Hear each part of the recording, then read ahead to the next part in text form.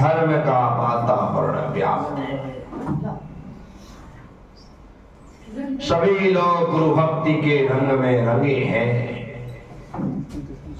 उसमें मैं भी हूं। रोज स्वाध्याय क्लास गुरु भक्ति होती है, लेकिन रविवार के दिन जनरल प्रवचन होता है, विशेष प्रवचन होता है। उस दिन वे सभी लोग आते हैं जिन्हें स्वाध्याय में रस नहीं होता, सिर्फ प्रवचन ही वे सुनना चाहते। पूरा हॉल खचाखच भरता है। आचार्य श्री अपने बालयती संघ के साथ सही समय पर मंचासी होते हैं। आचार्य श्री की आज भी यह विशेषता है कि 8:30 का टाइम दिया तो 8:15 बजे ही कमरे से निकल जाए। लोग मंच पर पंडाल में रहे ना रहे, वो समय पर वहां पर उपस्थित, समय के समय से कोई समझौता नहीं करता।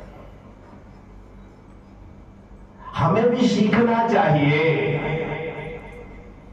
समय किसी का इंतजार नहीं करता,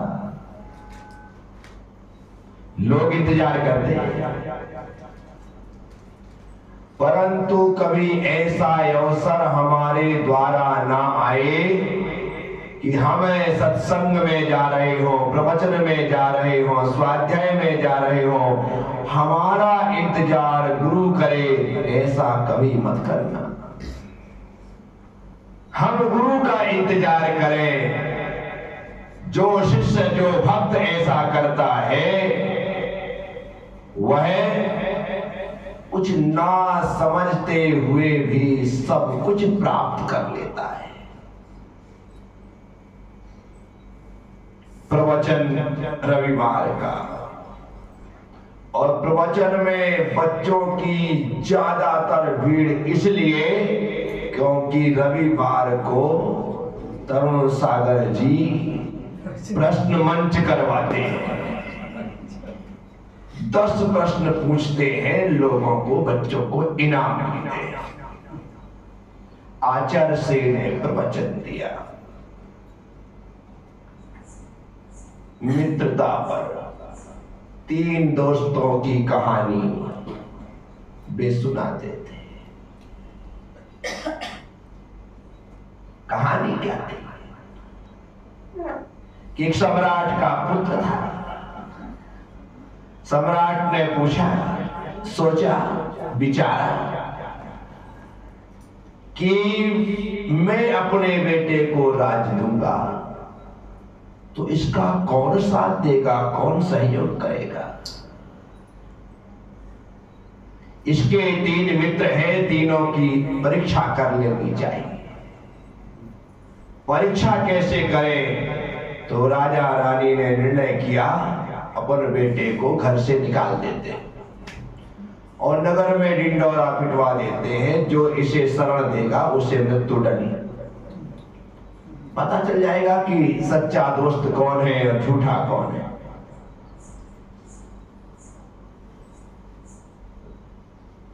देश निकाला, धक्का मार करके घर से निकाल दिया।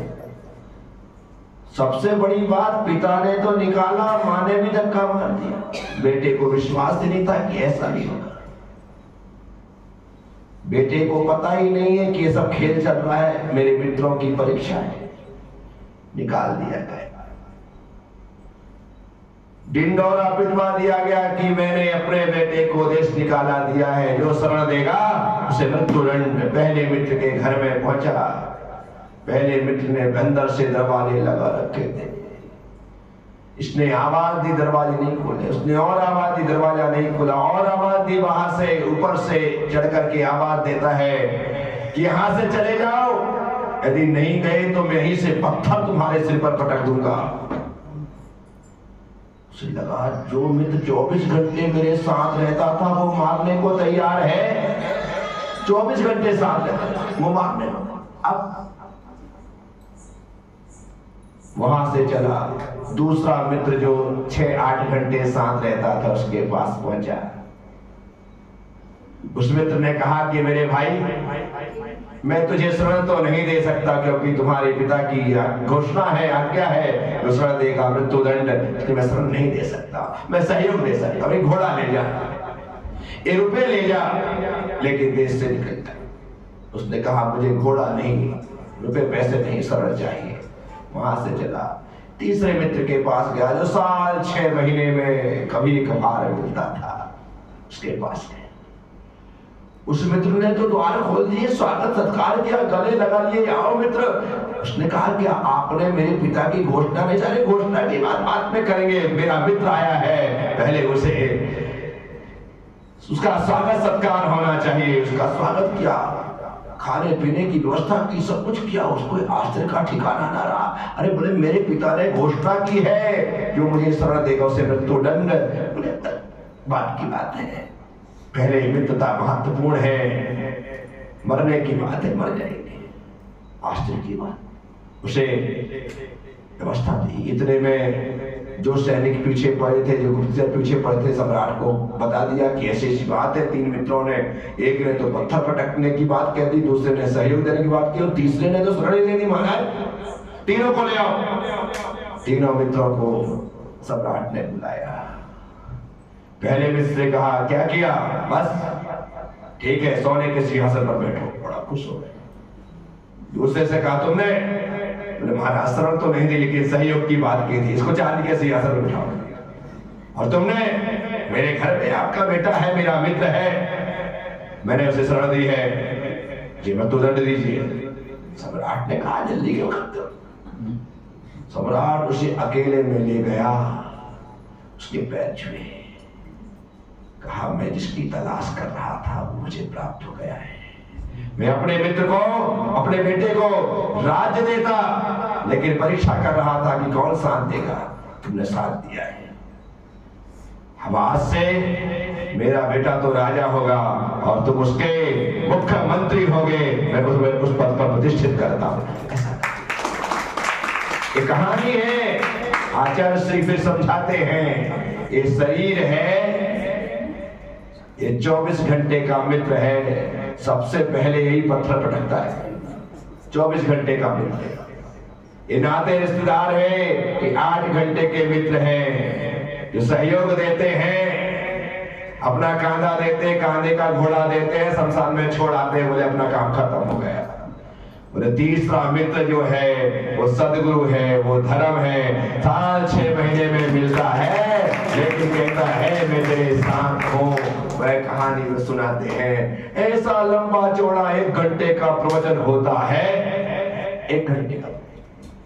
उसके बाद तरुण सागर जी का नंबर आता है, वे प्रश्न मंच करते, प्रश्न पूछते हैं।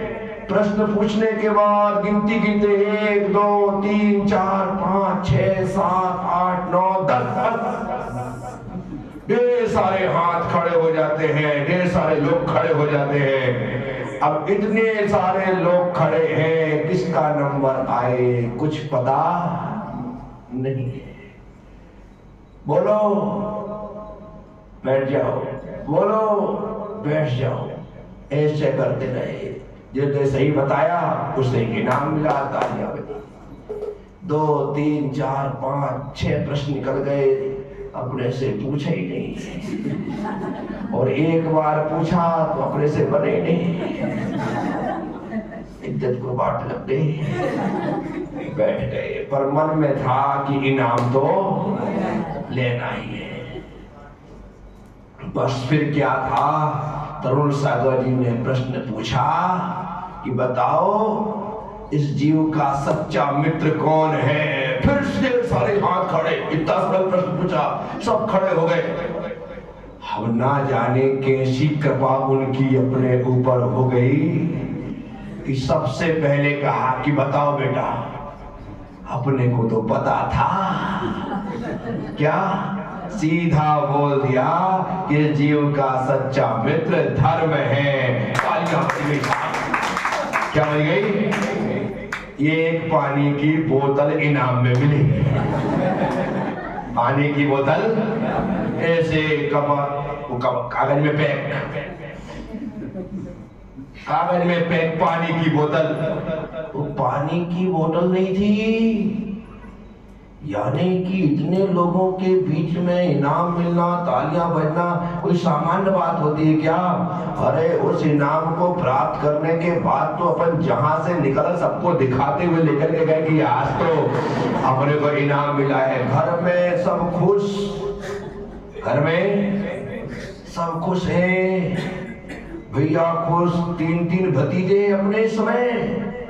क्या घर में छिंदवाड़ा में 3 भतीजे हैं, बीनू मोनू सोनू। इनाम मिला, वो लोग भी जाते थे मंदिर, लेकिन चाचा जी को थोड़ा धर्म पर ज्यादा उठा तो अव्वल लगे। ठीक है, ये प्रक्रिया। इनाम मिल गया। जब इनाम मिलता है तो जिसे मिलता है उससे पूछो कि कैसा लग रहा है? मैं तो बच्चा था, अरे बुड्ढों को मिल जाते ना तो इनाम रख करके 4 बार देखती है किसी उठा तो नहीं लिया। ऐसी स्थिति होती है। तो इनाम प्राप्त करके बड़ा खुश हुआ मैं। पहली बार तरुण सागर जी महाराज के हाथ से इनाम। दूसरे दिन गुड़ी पड़वा था, नया साल था, विक्रम संवत। तरुण सागर जी महाराज ने आहार के बाद सबसे कहा कि कल अपन सब लोग छोटी बजरिया के बड़े मंदिर के दर्शन करने चलेंगे। सब बच्चे तैयार, सब युवा तैयार। सुबह मैं भी समय पर नहा धो करके मंदिर जाने के लिए आ गया। सब साथ में मंदिर गए।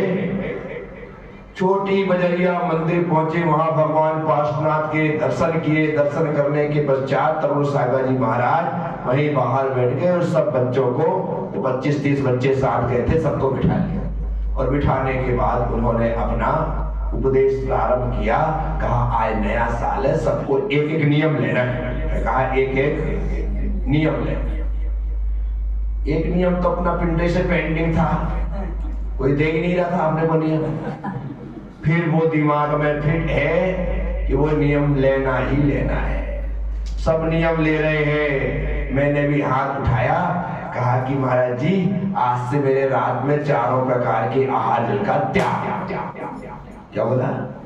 ये नियम कब से चल रहा था? जब नियम सागर जी महाराज ने प्रकाश मामा को नियम दिया था, तब भी मैंने हाथ उठा के कहा था। उन्होंने मुझे बिठा दिया। छोटा सा बच्चा था तो भाई कोई भी झिड़क दे, बड़ा होशियार बन रहा है, समझता तो नहीं 4 प्रकार के आहार क्या होता है। प्रकाश मामा को दे दिया, अपने को दे दिया, कोई बात नहीं। आज फिर मौका आया है, वही दशा हुई।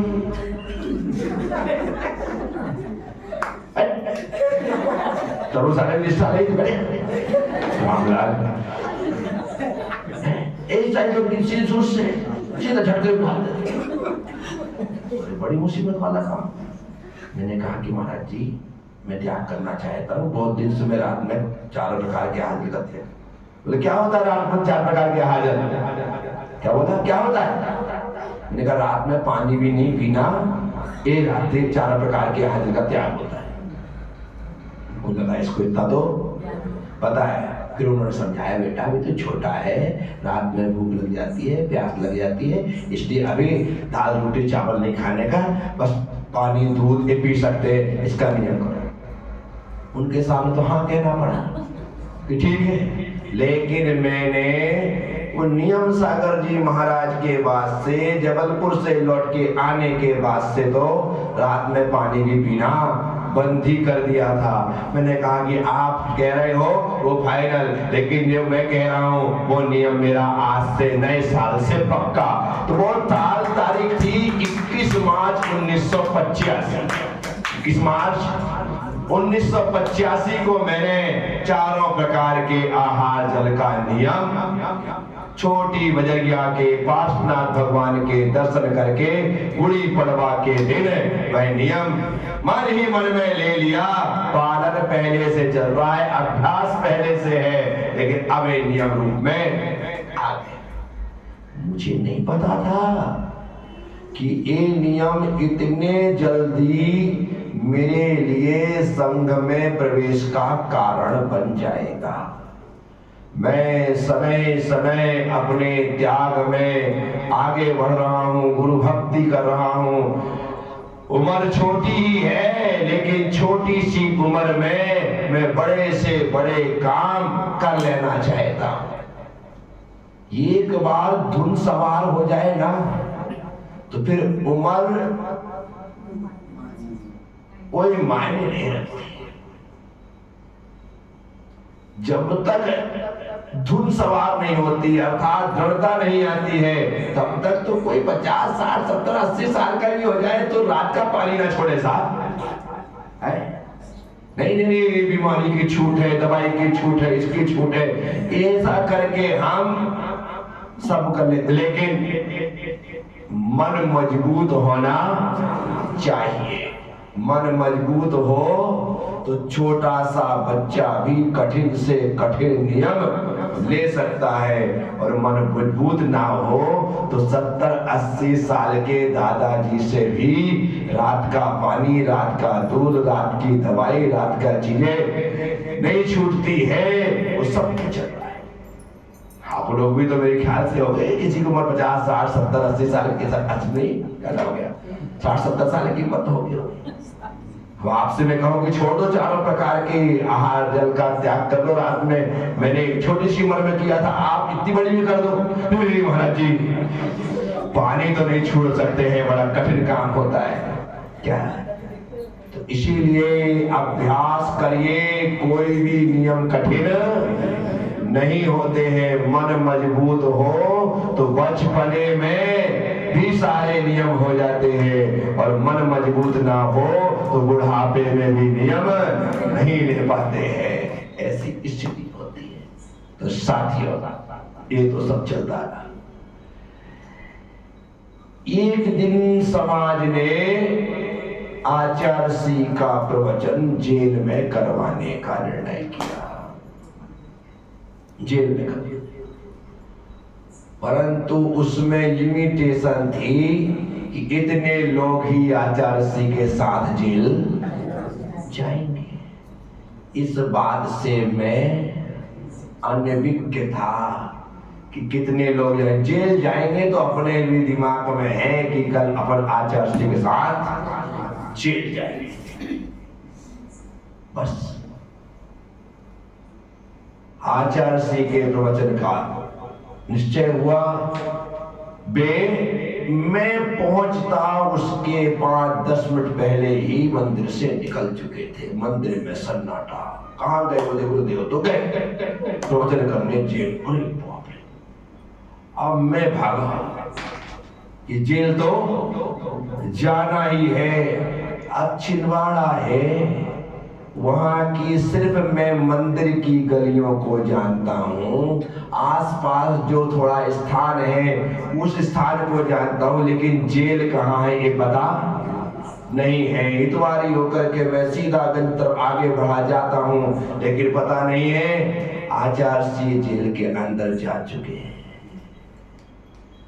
जितने लोगों को भीतर जाना था वो भीतर जा चुके हैं, और ताला मैं जेल का तक पहुंच तो गया, लेकिन बाहर ही बैठे। भीतर जाने नहीं मिला। कोई अप्रोच नहीं थी, कोई पहुंच नहीं थी, कोई व्यक्ति ऐसा नहीं था कि अंदर ले जा सके, और अपन थे तो छोटे जेल के अंदर। इतना दुख भीतर ना जा पाने का कि पूछो मत। बस भीतर जाना था, लेकिन मैं भीतर नहीं जा पाया। प्रवचन समाप्त हुए, आचार्य श्री बाहर निकल कर के आए, तब तक मैं बाहर ही बैठा रहा, मगर नहीं था तो जिद्दी, जाऊंगा तो भीतर ना सही, लेकिन आचार्य श्री के साथ, गुरुदेव के साथ वापस जाने को तो मिलेगा। जेल जाने नहीं हुआ। मैं उस समय तो जेल नहीं जा पाया, लेकिन संघ में आने के बाद मैं कई बार जेल गया, अपराध करके नहीं है, अपराधियों को अपराध मुक्त कराने के लिए उस समय नहीं गया, लेकिन बाद में आज मैं कई इंदौर में जेल में, अहमदाबाद में, रांची में, जबलपुर, कई जगह की जेल में पहले जा चुका और जगह जगह जेल में जा करके लोगों को मैंने प्रवचन दिए। शायद मुझे इसलिए उस दिन जाने नहीं मिला हो कि बेटा तो ऐसे प्रवचन सुनने के लिए भीतर नहीं जाएगा, कोई अपराध करके भी नहीं जाएगा, तो अपराधियों को मुक्त कराने के लिए जाएगा, इसलिए उसी दिन जेल आना, आज तेरी यहाँ पर जरूरत नहीं है। ऐसे करते हुए अब एकदम दिन निकट आ गए। अब मैं आचार्य श्री से अर्थात गुरुदेव से कैसे बोलूं कि मैं आपके साथ रहना चाहता हूं, बस इसी तिकड़म में लगा हूं, इसी सोच में लगा हूं, हिम्मत नहीं हो पा रही है, समझ में नहीं आ रहा है कि मैं अब गुरुदेव से कह करके आज्ञा ले लो और वे मुझे आज्ञा दे दे कि हाँ बेटा तू अब मेरे संग में आ जा। बस ये भीतर भीतर चल रहा है। खुद किस्मती यह है कि इस समय मेरी माँ भी गांव से छिंदवाड़ा आ चुकी है, वो भी छिंदवाड़ा में ही है। तो अब ऐसा वातावरण है, ऐसी स्थितियां हैं, बस अब मैं मौके की तलाश में हूँ और गुरुदेव से निवेदन करने वाला हूँ। अब देखना यह है कि मौका कब मिलता है और चौका कब लगता है, बस तब तक इंतजार। ओम नमः सबसे क्षमा, सबको क्षमा। गुरुदेव जय।